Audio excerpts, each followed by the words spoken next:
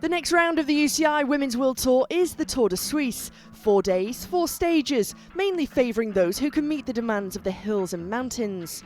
The big favourite is Dutch woman Demi Vollering, who now lives in Switzerland, but for many competitors it's the final race before their respective national championships. Under the rain, a short day in the saddle, only 58 kilometres were on the menu. Elise Chabet tried her luck on the first climb of the day to break away, but was being chased down by Vollering and Realini. By the final climb of the day, Chabet was caught and Vollering had left the pocket rocket Realini behind. Vollering going for stage victory. Coming to the line solo at Villars-sur-Olonne, it was Vollering who won stage 1.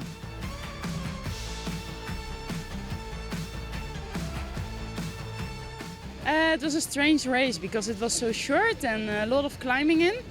So you also felt a little bit confusion, I think, in the bunch. Although it was short, it was really hard.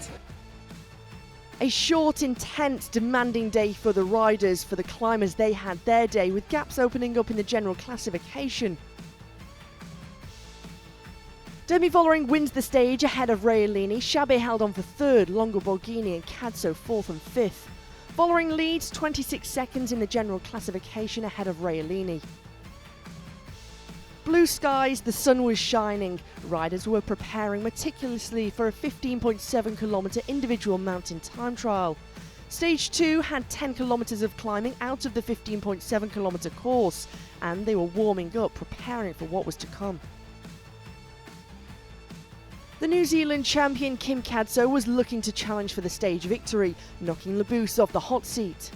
Many riders starting on their time trial machines and finishing on their road bikes. It was Elisa Longo Borghini who took the fastest time off Kim Cadso. Then it was the turn of Demi Vollering, the yellow jersey, the last rider to roll down the ramp.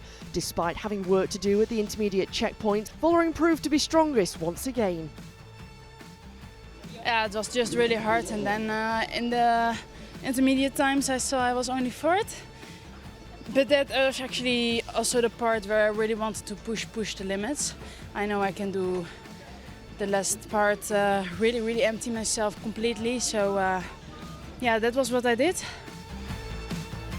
Vollering wasn't the only superstar on the podium. Her dog Flo was also in the limelight as Vollering came to the podium as the leader of the points classification.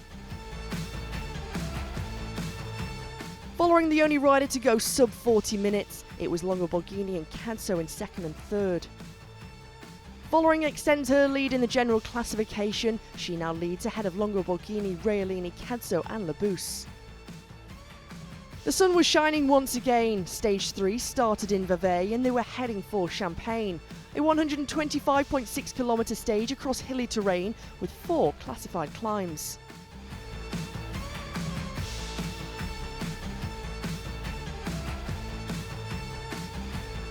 The stage offered a lot of action, with Canyon SRAM putting on a show from the start. Niamh Bradbury and Kasia Nieuwiadoma were part of a 5-woman breakaway, including Amanda Spratt and Femke de Vries. On the last climb of the day, Nieuwiadoma and Bradbury took flight, with 2 riders chasing them. But as they came into the finish line, no one could follow, and it was teammates arm in arm. It was Niamh Bradbury coming to the finish line to take her first ever professional victory. Canyon SRAM have a dominant day. It's 1-2 for Bradbury and Nieuwiadoma. Bradbury wins ahead of Nieuwiadoma, Femke de Vries at 1 minute and 55 in the chase. Vollering continues to lead the general classification, but Bradbury moves up into 2nd. The 4th and final stage, and everyone was prepared for one last demanding day, with 2 classified climbs to contend with, the stage starting and finishing in Champagne. As always, the local rider Elise Chabet was a fan favourite.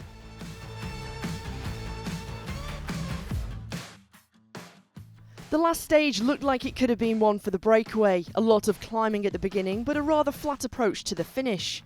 2 riders led the stage, but a group packed with general classification favourites were chasing and closing in. Vinca had a teammate in Labous who was coming across and so decided to sit up and wait. It meant that 8 riders were strong, and then Zigot was caught a little later. The breakaway was caught and the yellow jersey regained control at the front. It was Nieuwiadoma of Canyon SRAM who attacked, Vollering having to follow. It was all action at the head of the race, plenty of attacks and counter-attacks into the finish, but in the end 4 riders came into the final into Champagne, Longoborghini leading out the sprint, but Vollering was too powerful and too fast, coming through to take her 3rd stage victory at the Tour de Suisse. The yellow jersey wins and wins the overall. Today I didn't expect that, but yeah, it was really nice to sprint again. I didn't do that for a long time for my feeling, and I really like to sprint in a final like this.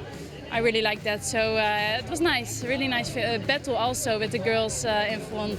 It was a really strong battle. I'm really happy that I could win this race, and yeah, they were really nice stages, so it's also a good feeling already towards the Tour de France, because we also have there a lot of climbing, so it's always good to win climbing races before your big goal. Niamh Bradbury wins the Best Young Rider classification and goes home with white, whilst Demi Vollering is the new leader in the UCI Women's World Tour. Demi Vollering wins the 2024 Tour de Suisse ahead of Niamh Bradbury, and Elisa Longoborghini finishes in 3rd.